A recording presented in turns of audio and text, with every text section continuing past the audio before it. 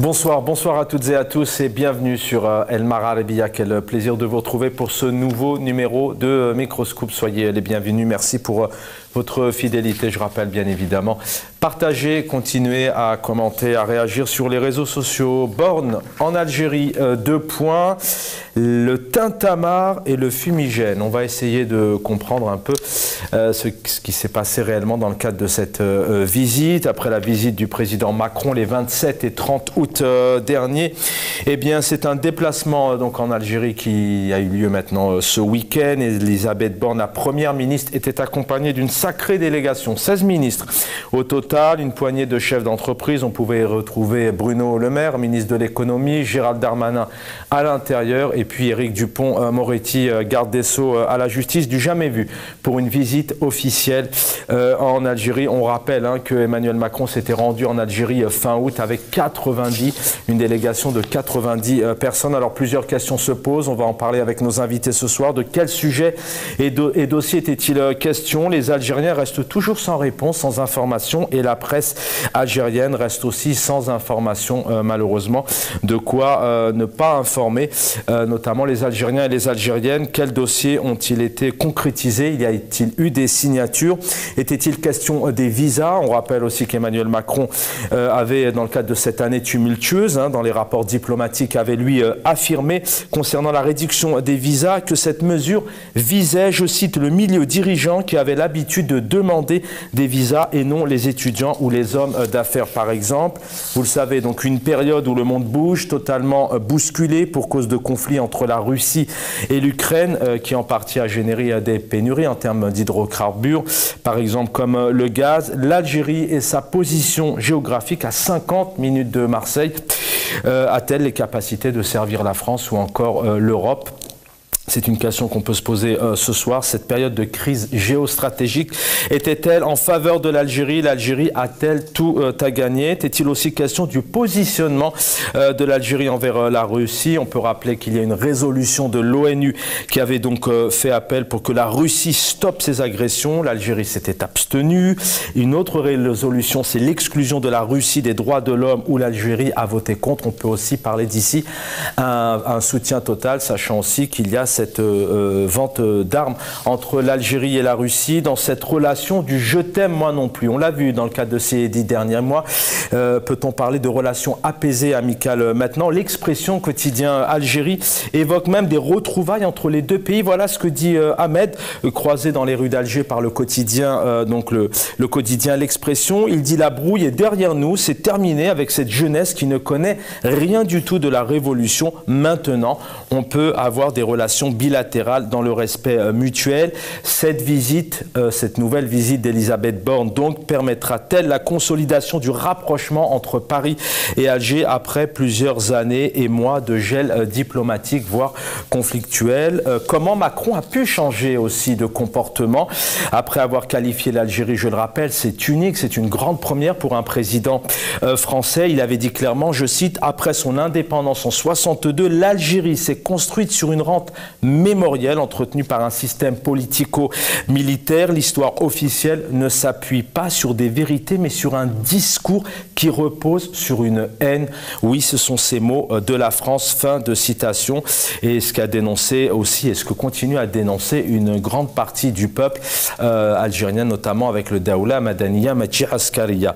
La France a-t-elle crainte aussi de se voir perdre ou s'éloigner de ce qu'on appelle cette Afrique? On connaît combien cette question de la France-Afrique pose beaucoup de questions aujourd'hui et crée énormément de polémiques. Et puis une question fondamentale aussi se pose: à qui parle la France aujourd'hui? Est-ce que la France parle à ce pouvoir, Abdelmadjid et ses équipes, ou parle-t-elle au peuple? Comment la France, pays démocratique, état de droit, peut-elle cautionner? C'est une question. Est-ce que c'est le bon mot? Faire abstraction de cette liberté d'expression, des droits de l'homme bafoués en Algérie. On compte aujourd'hui plus de 350 détenus d'opinion. On rappelle que ce dossier ce dossier de la jeunesse notamment a été annoncé comme cher pour le président français, qu'il avait évoqué notamment fin août, et aussi pour la ministre Elisabeth Borne, mais est-ce que dans le cadre de ce voyage il a été question là des droits de l'homme ou encore du Hirak, de la continuité du Hirak, de l'extradition notamment de certains militants. La question des Haragas a-t-elle été évoquée sur le plateau pour en parler?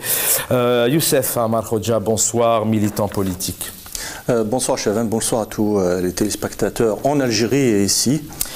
Ex-candidat aux législatives algériennes, président donc, du Centre de recherche en sciences sociales, Jamel Gessoum, bonsoir. Bonsoir et merci de m'avoir invité. Merci infiniment. On devrait avoir via Skype Gamal Abina. Est-ce que Gamal Abina est avec nous? Pas encore. Donc Gamal Abina, donc analyste politique, spécialiste des questions internationales, va venir nous rejoindre dans un instant. Donc c'est le titre de l'émission. Hein. Vous l'avez vu sur ces deux termes, fumigène. Donc un tapis rouge a été déployé par le président Abdelmadjid Tebboune pour donc accueillir notamment la première ministre et sa délégation. Et puis d'un côté, est-ce que réellement y a-t-il du concret? On revoit cet accueil en images et on se retrouve tout de suite après.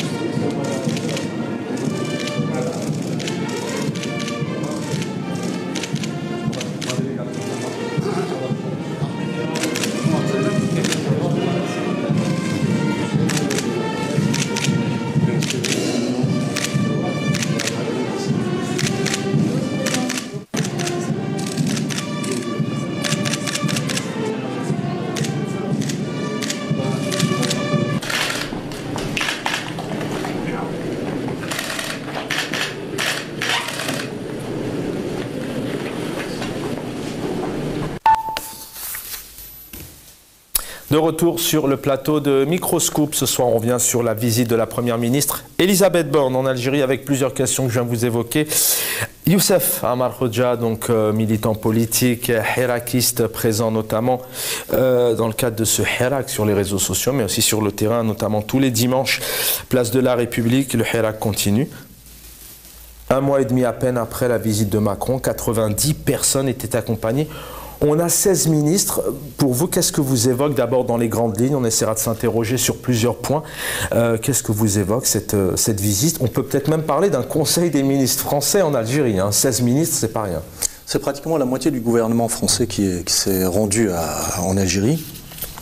Mais c'était attendu, bien sûr, parce que suite à la visite du président Macron du 27 jusqu'au 30, je crois, du 25 ou 27, je crois, août dernier. Donc il y a eu certainement des préparatifs pour la suite de ce qui a été convenu. Donc il est tout à fait normal que dans ces temps qui sont très sensibles au niveau géostratégique, et on connaît bien l'histoire, bien sûr, l'histoire très délicate du gaz, et tant d'autres questions, mais que je pense secondaires. Donc il y a la géostratégie et il y a le gaz, qui sont les questions principales. Une délégation qui peut comporter aussi un volet culturel, et puis l'histoire des visas, ce sont vraiment des questions secondaires par rapport à ces deux premières questions. Jamel Gessoum, pareil, même question d'un point de vue général, comme ça, dans les grandes lignes. Cette armada, tous ces ministres en Algérie, ça vous évoque quoi? Qu'est-ce qu'il y a derrière cette nouvelle visite? Alors moi, ce que j'aimerais dire tout d'abord, c'est qu'en matière de diplomatie et de politique étrangère, un État n'a pas d'amis, il n'a que des intérêts. Ça, c'est la première des choses, afin d'évacuer toute interprétation qui pourrait avoir lieu sur tel ou tel dossier. Donc de ce point de vue, moi j'estime que l'Algérie joue son rôle, la France joue son rôle. Évidemment, il y a des relations tumultueuses, comme le disait monsieur, en d'autres termes. Mais toujours est-il que évidemment, ça s'inscrit dans un processus qui a été initié, comme vous l'aviez dit, le 27 août. Et donc, c'est mettre en œuvre la feuille de route qui avait été établie entre les deux chefs d'État. De ce point de vue, il n'y a absolument rien d'étonnant. Vous étonnez, beaucoup de gens s'étonnent qu'il y ait effectivement, comme vous le dites, la moitié du gouvernement. C'est en même temps un signe d'implication des autorités françaises, à l'instar de ce qu'avait déclaré, vous l'avez rappelé, des paroles très dures sur la rente mémorielle et tout le reste. Donc moi je ne serais pas naïf sur cette question. Il y a des intérêts aussi bien pour la France, ça a été rappelé, il y a des intérêts aussi pour l'Algérie, mais je le dis, je le répète, un État n'a pas d'amis, il n'a que des intérêts du moment. Quant à l'implication, et on va peut-être l'aborder à travers le prisme de la Russie et des dossiers qui vont être évoqués, là aussi j'aimerais dire, parce que vous avez quand même, Chahban, évoqué 2 points sur le positionnement de l'Algérie par rapport à la Russie, et notamment à l'ONU, et sur l'achat d'armes de l'Algérie vis-à-vis de la Russie, qu'elle fait depuis 60 ans. Je ne vois pas pourquoi on s'en étonnerait aujourd'hui. Est-ce que Gamal Abina est avec nous ? Très bien, ok. On va essayer de joindre Gamal Abina. Donc 16 ministres, c'est quoi? C'est pour montrer que la France est toujours là, que la France...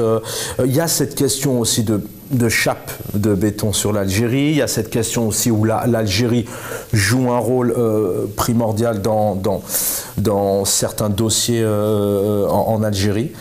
16 ministres, c'est quoi? C'est pour vraiment se dire attention, on est là, sur la France-Afrique aussi, puisqu'on sait que la Russie aujourd'hui prend une place importante. Il y a aussi le Sahel, même si la France, je rappelle, donc, a retiré ses troupes Barkhane, mais c'est vraiment pour marquer le coup. Absolument, c'est que là, ce sont 2 intérêts qui se rejoignent.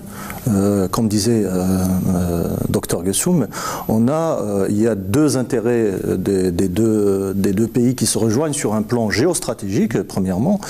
Cependant, du côté français, on peut tout à fait comprendre que le fait que l'Algérie est quand même très proche du camp de l'Est, c'est-à-dire de la Russie, dépendante à 85% de l'armement russe, et en même temps, c'est quand même un potentiel producteur ou fournisseur du gaz.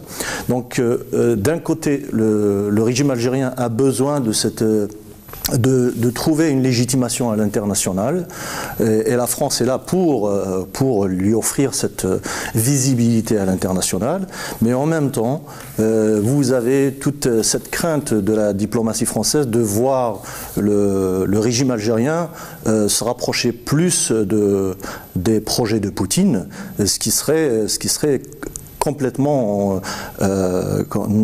contre-productif pour la stratégie de la France en Afrique. Nous avons parlé du Sahel. Ce qui se passe au Sahel, c'est un retrait pratiquement complet de la puissance française dans cette région. Et le seul acteur qui peut endiguer un petit peu ce retrait et peut-être même remplacer, nous allons peut-être parler aussi des accords qui ont été signés sur... Il y a quelques dizaines d'années de cela à Alger sur la situation au Mali. Donc ce sont les accords d'Alger. Et rappelons-nous que Macron avait rappelé Monsieur Macron avait rappelé cet élément qui est important. Et c'est un succédané ou peut-être un remplacement. Donc la diplomatie française voudrait bien voir un rôle plus décisionnel sur le Sahel, compte tenu que l'Algérie est un pays frontalier à cette région, et il partage de grandes frontières, mais aussi une grande influence sur tout ce qui est la partie Sahel, surtout le nord du Sahel. Alors je rappelle qu'Abdelmadjid Tebboune, le président algérien, avait évoqué que que tout se ferait avec l'Algérie. Avant de faire réagir Djemal Guessim là-dessus, vous mettez ça peut-être au conditionnel ou au passé. Aujourd'hui, est-ce qu'on peut dire que l'Algérie a perdu un peu sa place ou sa crédibilité dans cette région? Est-ce qu'elle se fait bouffer la place, si je puis me permettre l'expression? L'Algérie risque de perdre sa place. On aurait aimé que l'Algérie reste dans une position neutre par rapport déjà à nos voisins, pas simplement à l'histoire des non-alignés. Et le fait de voir que la géostratégie française est en train d'influencer l'Algérie et surtout l'armée algérienne, parce que là on parle on a entendu des sollicitations françaises sur le maintien de la sécurité au Sahel, toujours cet épouvantail du terrorisme au Sahel qui est ressorti. Mais ce qu'on ne dit pas directement, c'est que des pays entiers, des gouvernements qui sont maintenant très opposés à la présence française. Donc on vient juste de voir le coup d'État au Burkina Faso. Qui a été effectué par un capitaine de l'armée. Donc pour vous dire qu'il y a quand même un soutien derrière insoupçonnable de la Russie. Et là, il y a vraiment une guerre froide au Sahel qui, dans les deux belligérants, sont la Russie et essentiel bien sûr, les grands belligérants, c'est la Russie et la France. On va accueillir dans un instant donc Gamal Abina, spécialiste des questions internationales. Une réaction peut-être sur ce que vous venez d'entendre, Djemal Guessoum, mais aussi est-ce que l'Algérie, je le disais tout à l'heure en introduction, est-ce que l'Algérie dans cette période, elle n'a pas tout à gagner avec notamment sa force en termes de puissance hydrocarbures, même si elle peut peut-être pas aujourd'hui fournir à gogo toute l'Europe, mais elle est quand même pas loin de la France. Est-ce qu'elle a les capacités? Est-ce que le pouvoir algérien n'a pas tout à gagner ici, justement, pour peut-être se redorer le blason et puis peut-être développer aussi le pays? Est-ce que cette jeunesse, ce peuple algérien puisse vivre plus dignement qu'aujourd'hui, parce qu'on connaît le quotidien très difficile des Algériens? Alors j'aurais trois observations très rapides par ce que dit le cher frère ici présent. Tout d'abord, il a deux fois raison quand il dit, et je reprends ces termes, alors peut-être que je vais être corrigé, sur la capacité de l'Algérie à jouer un rôle dans la région, sur la question géostratégique. Là où vous dites aussi risque de perdre sa place, qui supposerait qu'elle ne l'a pas perdue, et j'espère que non. Vous avez aussi indiqué dépendante à 85% des armes russes. Alors, je relèverai le terme de dépendante des armes russes. Non, c'est un choix délibéré de l'Algérie de se procurer des armes en Russie. Alors, elle pourrait l'acheter ailleurs, mais elle n'est pas dépendante au sens propre du terme. Là aussi, vous avez raison, c'est la question de la place de l'Algérie, non seulement dans l'Afrique du Nord, mais effectivement dans la place du Sahel. Et vous avez tout à fait raison sur la question des enjeux qui se trouvent notamment au Burkina Faso et ce qui a été peut-être fait, peut-être, je n'en ai pas la preuve, par la Russie, parce que c'est ce que vous avez dit. Vous avez, là aussi, vous avez probablement raison. Là où je ne vous rejoindrai pas, Chaban, en parlant de la question j'ai noté le mot opportunité. En gros, c'est ce que vous disiez, et en l'occurrence... En tout cas, c'est une période, dans cette période de crise géostratégique, il y a des opportunités, mais l'Algérie ne jouera pas le rôle d'opportuniste. Je vais tenir juste à faire cette distinction entre ces termes qui me paraissent tout à fait importants. Elle a un rôle à jouer parce que tout le monde fait appel à l'Algérie, l'Allemagne, l'Espagne qui a signé un nouveau contrat, l'Italie. Donc, elle a effectivement un rôle à jouer, mais là où je voudrais que ça ne s'arrête pas sur la question uniquement de la dépendance de l'énergie en Europe, c'est que j'aimerais aussi qu'il y ait ce que moi j'appelle dans mes travaux de recherche l'équivalence sociale. En l'occurrence, l'Algérie peut augmenter, et elle augmente puisqu'elle a commencé il y a 2 jours. J'aimerais qu'il y ait une équivalence sociale aussi à l'égard du peuple algérien dans toutes ses retombées. Donc je ne souhaite pas limiter cette analyse géostratégique, et vous avez À 95%. Alors on y vient, mais c'est quand même un point de départ important, puisque c'est là où quand même le pouvoir algérien a reçu et continue à recevoir un certain nombre de chefs d'État, de ministres des Affaires étrangères. On se rappelle tout de même que Saïd Chengleha, en tant que chef d'état-major, il y est toujours à l'heure actuelle, a reçu, en tant que chef des armées, a reçu donc l'ambassadrice des États-Unis d'Amérique dans son bureau. Donc c'est peut-être une période, c'est ça la question, c'est peut-être une période où l'Algérie peut se montrer un peu plus, en tout cas son pouvoir. Mais on y vient sur cette question sociale et on va évoquer aussi sur la question des droits de l'homme et des libertés. Gamal Abina est avec nous, spécialiste des questions internationales. Question toute simple de départ. Comment vous qualifiez cette visite, ce conseil des ministres en Algérie, puisque 16 ministres, c'est pas rien. Oui, ils sont venus à 16. C'est un grand cortège de ministres qui fait suite à la visite de Macron, on l'a bien compris. Je qualifierais ça, si c'était pas triste, de farce. Pourquoi je parle de farce? Parce qu'en vérité, la France est en difficulté, on l'a bien compris avec les questions ukrainiennes, il y a des vraies difficultés d'approvisionnement énergétique, et qu'elle se précipite en Algérie, non pas pour proposer un vrai partenariat stratégique, ce que je déplore. Ça aurait été intéressant de faire une grande puissance régionale entre la France, l'Algérie et le reste du Maghreb, mais simplement des pacotilles, j'ai envie de dire, des propositions d'ouverture de questions mémorielles à travers la création d'une forme de plateforme, comme ça l'historien franco-algérien ou algériano-français, sur une histoire qui est connue, reconnue, et pour laquelle on ne demande pas de savoir ce qui s'est passé, mais simplement que la France reconnaisse les crimes perpétrés là-bas durant 132 ans. Ensuite, il parle de tout un tas de petits investissements marginaux, type par exemple tout ce qui est nouvelle économie. Je veux dire, quand on parle de start-up, c'est des créations d'emplois maigrelettes, et surtout, ça ne garantit absolument pas une pérennité économique. Alors, ce qui se passe maintenant en Algérie, la problématique qui se pose, c'est que la France arrive avec des besoins qui sont évidents, tout comme d'ailleurs l'Allemagne, qui fait le pied de grue, l'Italie, qui a une bonne relation avec l'Algérie, l'Espagne qui est en difficulté actuellement par rapport à ces questions énergétiques et qui s'est mis un petit peu en froid, et les Français qui arrivent derrière, bien bon dernier au demeurant d'ailleurs, c'est très surprenant, et qui proposent tout un tas d'effets d'annonce, mais dans les faits qui ne sont pas constitutifs de véritables valeurs ajoutées. J'en veux pour preuve, par exemple, la manifestation du secteur automobile. Ils sont tous intéressés par le secteur algérien, uniquement en pourvoyeur d'équipements et pour alimenter les usines de montage, ce qui est la pire arnaque qu'on ait vue. Donc je parle bien d'arnaque en termes de création de richesse, parce qu'une usine de montage, c'est 1000 à 1500 employés. Une usine de fabrication, donc les usines, les équipementiers, c'est 100 000 à 200 000 employés. Donc on est sur quelque chose qui reste marginal, sur des effets d'annonce, sur des postures, sur des ministres qui arrivent en quinconce avec de l'information. Est-ce que l'Algérie a besoin de l'information des Français? J'en suis pas certain. Du start-up, du sport, du cinéma, enfin tout un tas de choses qui sont du second ordre dans un pays qui a besoin d'un développement rapide et d'une réduction des fractures sociales qui existent en Algérie, on les connaît.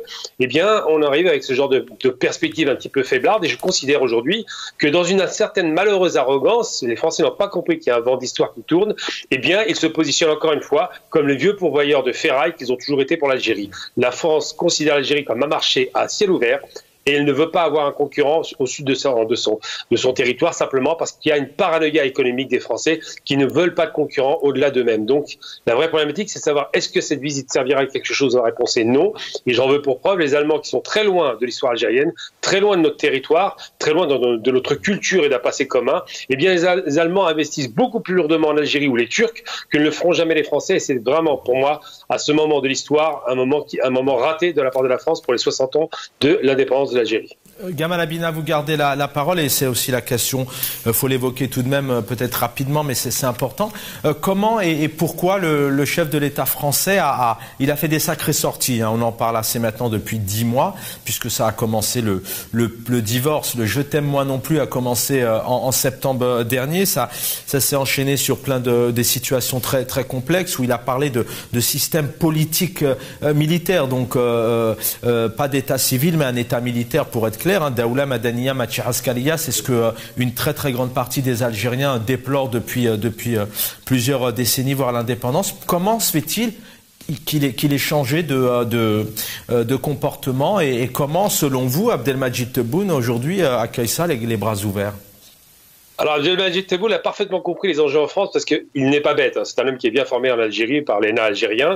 Il comprend parfaitement les rapports de force qui régissent l'État français, parce qu'il ne faut jamais oublier qu'on parle de régime algérien, on peut le dire, il n'y a pas de problème, mais il y a aussi un régime en France qui ne dit pas son nom. C'est un régime de ce qu'on appellerait simplement chez les Américains des gens qui font du lobbying. Donc le lobbying en France, c'est quoi? C'est à peu près 1 million de rapatriés qui sont devenus 10 millions depuis l'indépendance. C'est beaucoup de mouvements d'extrême droite. C'est une droite dure qui ne veut pas entendre parler de ce qu'ils appellent la repentance, donc la demande de pardon. Et c'est surtout des rapports de force assez délétères par rapport au secteur de l'industrie, le secteur de l'entrepreneuriat, le secteur des grands barons, enfin en vérité, en France, de ceux qui dirigent l'économie réelle. Et par rapport à ça, quand Tebboune reçoit Macron, il sait qu'il reçoit. Il reçoit quelqu'un qui, et je le répète encore une fois parce que ça embête les gens, je ne suis pas un macroniste, mais il faut s'en tenir en vérité, qui n'est pas un raciste, qui n'a pas de dogme, qui n'est pas un dogmatique, mais qui est emprisonné au milieu de gens qui, eux, le sont très dogmatiques ou parfois très racistes et qui ne veulent pas entendre parler d'une relation apaisée. Donc quand Macron pousse un coup de colère ou un coup d'agacement comme il l'a fait il y a quelques mois, on s'en souvient très bien avec une sortie extrêmement hasardeuse, il le fait pas par hasard, hein, c'est un homme intelligent. Il le fait pour bousculer les Algériens et pour les pousser à discuter à nouveau avec lui parce qu'il s'est rendu compte que lorsqu'il va condamner les crimes coloniaux, eh bien le message n'est pas clairement entendu en Algérie. Et que les Français, évidemment, ne prennent pas ça pour une chose sérieuse. Et de l'autre côté, il y a des groupes de pression en France qui font pression sur lui pour qu'il n'avance pas trop dans la démarche qu'il a eue et qui était d'ailleurs saine au départ, avant d'arriver à la présidence, en 2017, lorsqu'il a dit qu'il y a eu, et c'est comme ça qu'on doit le qualifier, un crime contre l'humanité, contre un peuple et sa culture.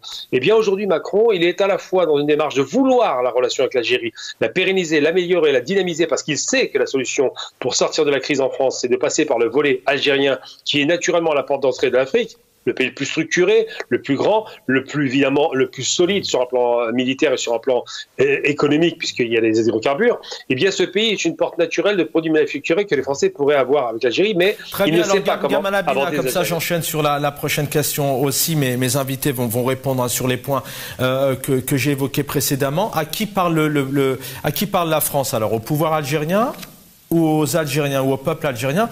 On a tout de même une sacrée différence entre le peuple et sa réalité au quotidien, les droits de l'homme, les haragas, le droit des libertés de se déplacer, ce qu'on appelle aujourd'hui les visas. À qui parle Emmanuel Macron? Est-ce que vous pensez réellement que la France parle au peuple algérien, même si on a pu voir toute une armada de signatures autour du sport, de la jeunesse, de l'environnement, de l'écologie dans le cadre de sa première visite? Déjà, on se rend bien compte qu'il veut séduire effectivement le peuple algérien sans vraiment l'appréhender comme il se doit, parce qu'il ne connaît pas le peuple algérien. Macron, c'est pas la première fois qu'il fait une sortie comme ça à destination des peuples. Il l'a fait avec la réunion Afrique-France, et il n'y avait pas de chef d'État, il n'y avait que des gens de la société civile française, en l'occurrence, donc des Français d'origine africaine. Non, Macron, il a une démarche qui est une démarche à la fois inclusive. Il l'a fait en France avec les Gilets jaunes, en montrant qu'il parle à tout le monde, et en même temps exclusive. C'est quand même lui qui prend la décision, et il parle à des autorités qui prennent la décision. Donc il ne parle pas au peuple, évidemment, mais il essaie de séduire. C'est quelqu'un qui est dans la séduction permanente. Et en vérité, si on se rend bien compte de ce qui se passe, c'est que lorsqu'il parle aux autorités algériennes, il y a quelque part une défiance, il y a quelque part une gêne généralisée, on le sent bien, ils ont un vrai problème avec le rapport avec l'Algérie et les dirigeants algériens, et il y a cette question, cette problématique qui ne peuvent pas résoudre, qui est une problématique quand même honteuse de la part d'un État aussi puissant que la France, 7e puissance, je le rappelle, économique, c'est de ne pas être en mesure de faire simplement une demande de pardon, de présenter des excuses. Et ça, c'est grave, parce que ça veut dire que les Français nient la douleur d'un peuple, et là, lorsqu'il fait ça, Macron, on a bien vu pendant le Hirak tous les portraits des résistants algériens, cette dynamique populaire qui s'appuyait sur la révolution historique. Et bien cela, Macron est passé à côté. Et malheureusement, Madame Borne, c'est pareil, il ne parle évidemment que d'argent au profit de la France, non pas au profit d'Algérie ou d'un co-développement ou d'une co-réalisation de richesse, mais il parle bien au profit de la France, et c'est ce qui fait qu'il passe à côté de l'histoire. Merci Gamal Abina, restez avec nous. Plusieurs réactions, le changement bien évidemment du président, qui englobe peut-être des réponses sur les intérêts de la France notamment, et puis comment Macron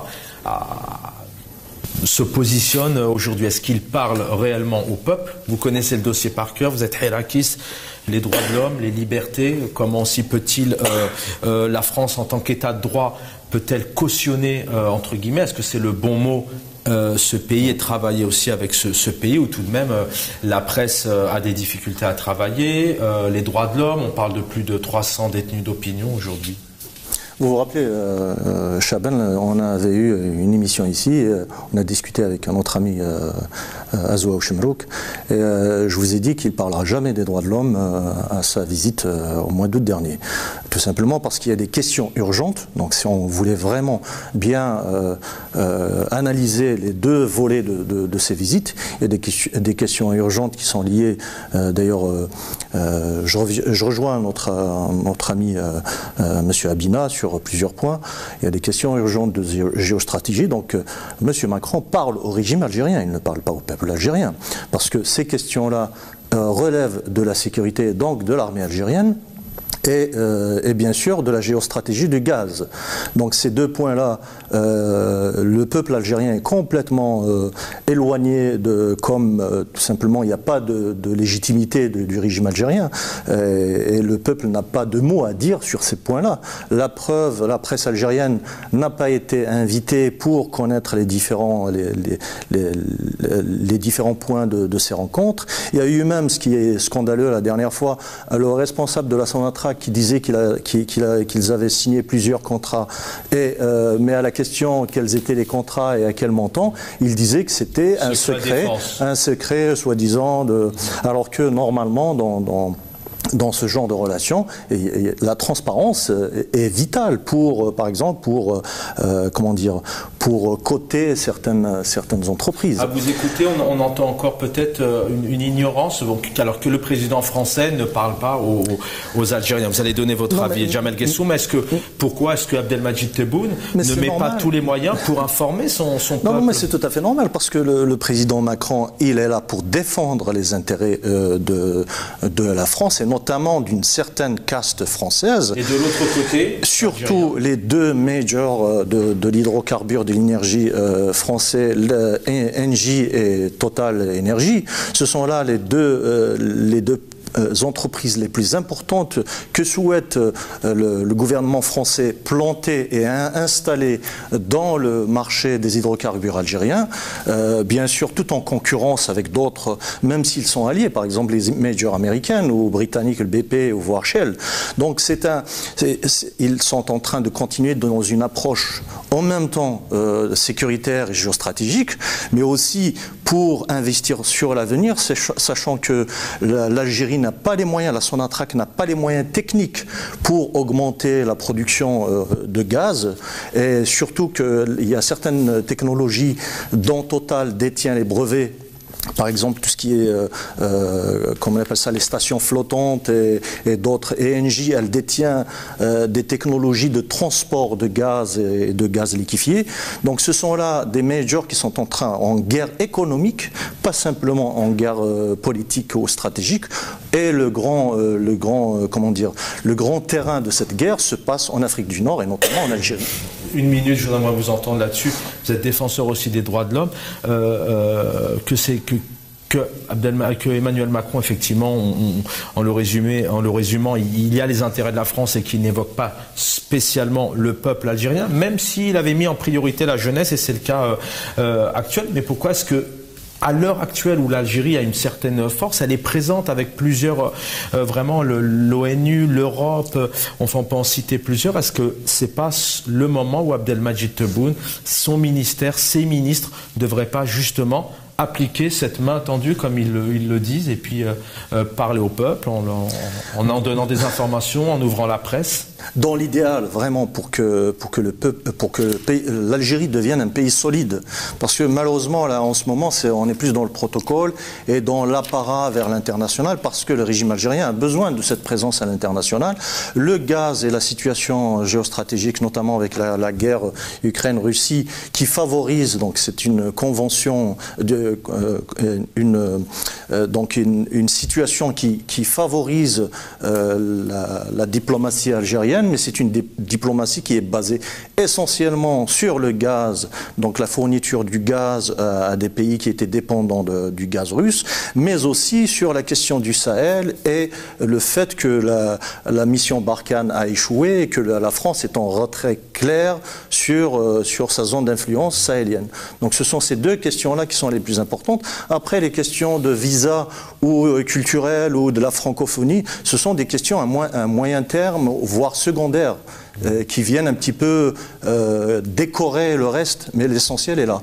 Dans la signature de ce communiqué conjoint, Jamel Guessoum, entre les deux États, on parle donc d'intentions dans le domaine du tourisme, de l'économie, de l'innovation, de l'entrepreneuriat. Je peux en citer plusieurs, mais vous pouvez retrouver ça bien évidemment sur nos réseaux sociaux. Le développement rural et l'industrie, la technologie, l'égalité des chances, le handicap.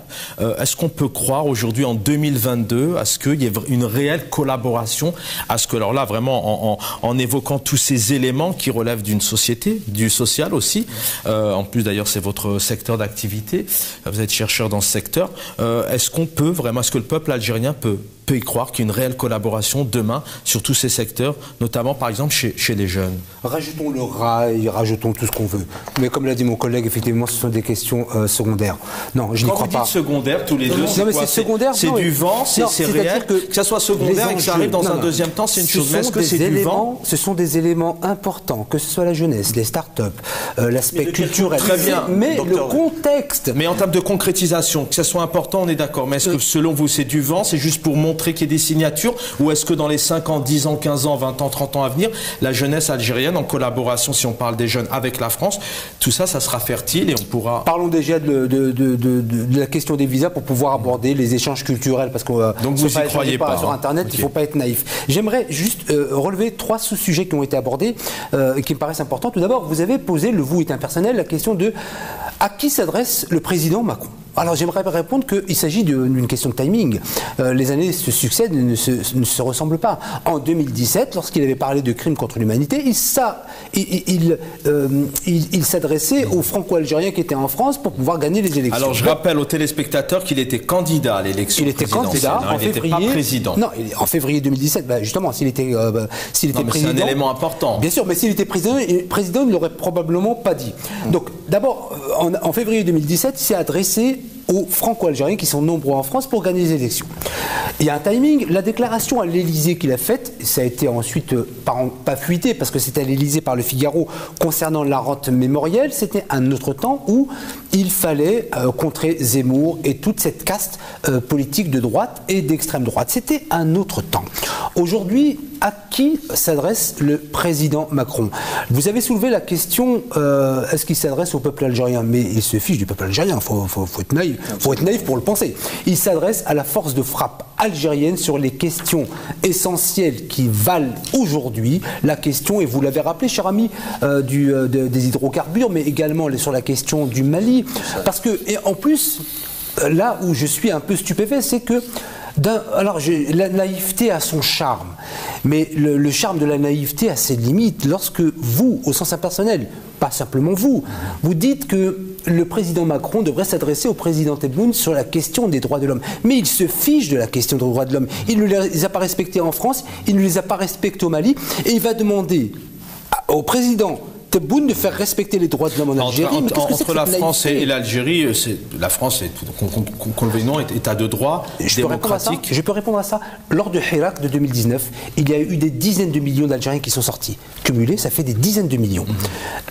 Certes, toute manifestation, il y a eu des abus et partout dans le monde. Je tiens juste à rappeler qu'il y a eu plus d'éborgnés de morts en France pendant la période des Gilets jaunes, qui se comptait à 400 000 tout cumulé par rapport à l'Algérie où il y a eu des dizaines de millions. Qui peut donner des leçons à qui? Je ne dis pas que l'Algérie pourrait donner des leçons à la France, mais ça n'est certainement pas à la France de donner des leçons à l'Algérie sur la question des droits de l'homme qu'elle ne respecte pas non seulement dans son pays, mais également dans les pays. Sauf que Emmanuel Macron l'a déjà dénoncé pour certains pays. Il aurait pu à un moment donné dénoncer, comme Jean-Yves Le Drian, il s'est rendu le 15 octobre avant le référendum du 1er novembre.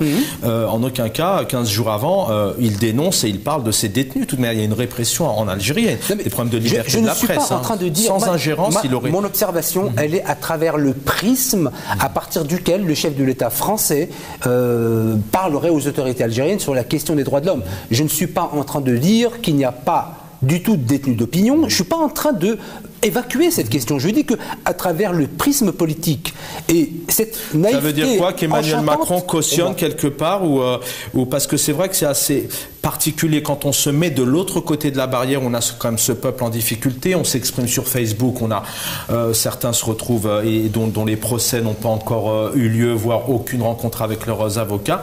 Quand un président et une première ministre avec 16 ministres qui défendent des droits de l'homme en France, est-ce que quand ils y vont en disant on travaille ensemble, on avance ensemble, etc., est-ce que selon vous, ils cautionnent quand même Monsieur a répondu à la question tout à l'heure indirectement. Il a dit clairement, et il a raison, non, mais je reprends ça à mon compte, il a dit le chef de l'État français représente la France et représente les intérêts français.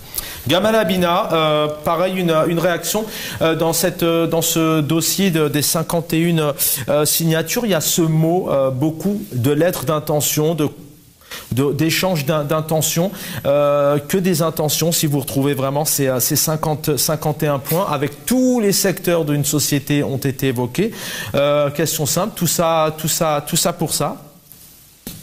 Oui, tout ça pour ça, parce que tous les secteurs n'ont pas été évoqués, il faut être très clair. Les secteurs marginaux, moi quand on parle de cinéma, de start-up, d'un peu de formation, c'est pas très sérieux. On parle d'une grande puissance c'est pas sérieux, industrielle. sauf qu'aujourd'hui, c'est ce que souhaiterait, enfin, c'est un élément important pour le quotidien des Algériens. La culture, l'écriture, la littérature en Algérie, l'éducation, les start-up aussi. Il y a beaucoup de talents en Algérie qui aimeraient émerger, avoir des moyens. Indiscutablement. Mais est-ce qu'on a besoin des conseils de français, dont les start-up, pour la plupart d'entre elles, partent aux États-Unis? Non, on n'a pas besoin de conseils de français là-dessus. On n'a pas besoin de conseils de français pour faire en sorte que l'Algérie, qui est un peuple, et ça c'est bien de le rappeler, Chaben, je vous invite à bien penser à cela, parce que c'est un extraordinaire. Le Salon international du livre d'Alger, le SILA, est le plus grand salon au monde. 3 millions de personnes qui le visitent maintenant chaque année, parce que l'Algérie est un pays où le peuple, qui est un peuple très éduqué, contrairement à l'idée reçue, lit énormément. 3 millions de quotidiens par jour. On bat les Japonais. Donc là-dessus, non, on n'a pas besoin de la France pour ce type de développement. On aurait eu un besoin de partenariat, et non pas de la France, économique dans un pays en déclin, la France qui a du mal à tenir ses industries, avec une Algérie qui a besoin d'industrie. Alors selon vous, c'est pour brouiller les pistes, c'est du vent, toutes ces signatures aujourd'hui en 2022, ça veut dire que le peuple algérien, qui à mon avis, alors faudrait effectivement, en tout cas les réactions sur les réseaux sociaux, ce n'est pas leur priorité, mais c'est clairement ça ne va pas du tout dans leur sens, dans leur quotidien.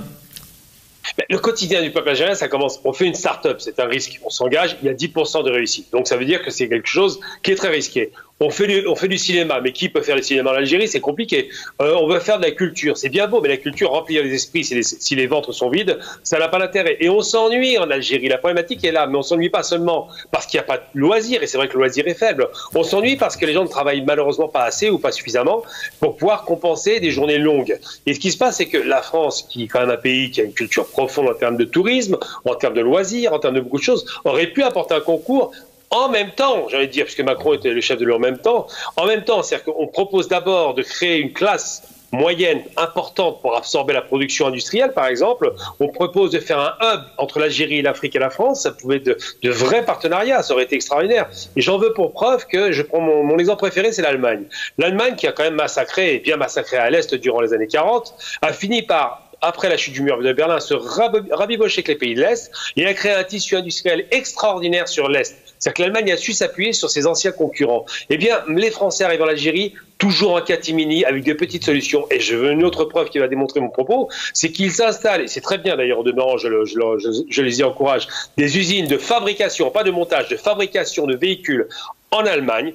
Il y a un taux d'intégration, au Maroc, excusez-moi, il y a un taux d'intégration de 80%, ça signifie que les équipementiers sont présents massivement, alors que les Français, eux, vous expliquent, quand c'est pour l'Algérie, que le secteur industriel dans l'automobile, c'est long à faire, ça prend du temps, alors qu'il faudrait 6 mois pour installer ces équipementiers.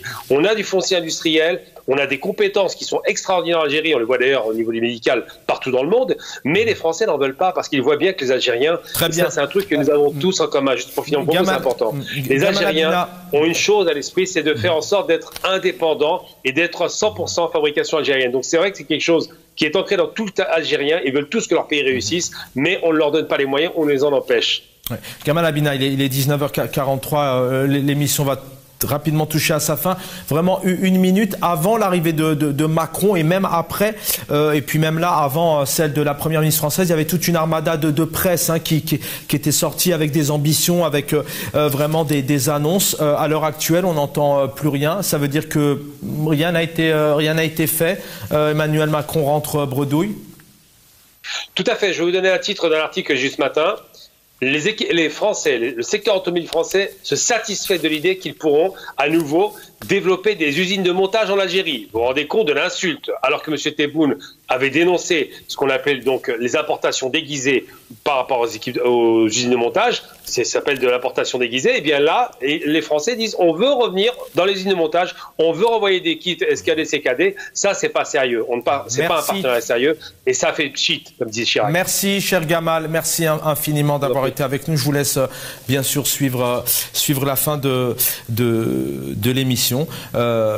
Messieurs, il y a certains dossiers qui n'ont pas aussi été évoqués. Alors vous pouvez réagir sur ce que vous avez entendu. D'abord, on a une presse aujourd'hui silencieuse. Est-ce que la France rentre bredouille? Est-ce que à l'heure actuelle aussi pour l'Algérie, est-ce que ça reste, on va dire, pas statu quo, mais est-ce que réellement les choses concrètes n'ont pas été signées, puisque malheureusement pas d'informations de la part du palais algérien, et puis des dossiers comme les Haragas. Aujourd'hui, on compte 188 000 personnes qui sont décédées, qui gisent dans les fonds marins. C'est quand même un dossier important. Il en relève aussi de l'Algérie, de permettre à son peuple de vivre dignement pour éviter que ces personnes risquent leur vie. Je reviens sur un point qui a été dit et qui me paraît très important, c'est que les droits de l'homme en Algérie, c'est une vraie catastrophe. On ne peut pas le nier, il y a plus de 350 détenus d'opinion qui n'ont même pas le droit à un jugement. Et n'en parlons pas de la torture et des viols qui ont été déclarés et bien sûr prouvés. Donc on ne peut pas dire que l'Algérie c'est un exemple de droits de l'homme. Au contraire, le Haut Commissariat des droits de l'homme avait signalé à plusieurs reprises, d'ailleurs dernièrement, l'Algérie avait annulé la venue du représentant des droits de l'homme pour une inspection en Algérie, parce que tout simplement le régime algérien a beaucoup de choses à cacher de ce côté-là. Je reviens. On ne pourrait pas avoir un État français se mouiller un peu plus. Non. C'est là où je suis d'accord avec Dr Gassoum. Sans mélanger les deux États. Le gouvernement français, dans des questions urgentes, dans une situation de guerre froide, il y a ce qu'on appelle les urgences. Les urgences sont de type géostratégique.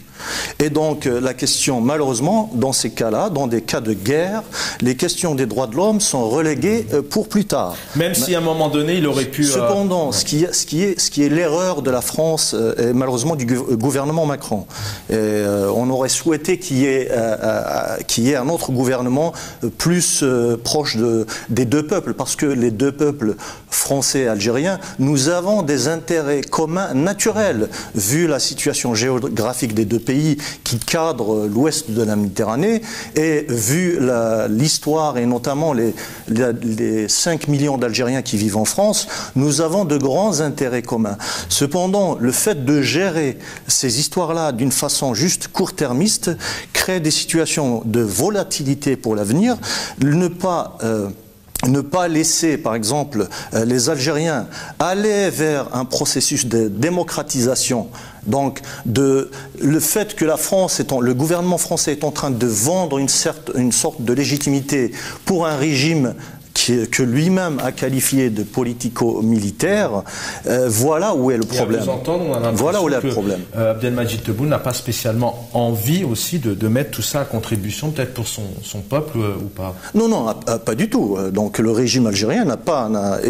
malheureusement, il détient la manne de l'énergie, donc avec l'outil principal qui est son Sonatrach, et bien sûr les droits de prospection dans les 2 millions de kilomètres carrés que représente le sud algérien. Tout ça, ce sont des cartes très très importantes géostratégiques.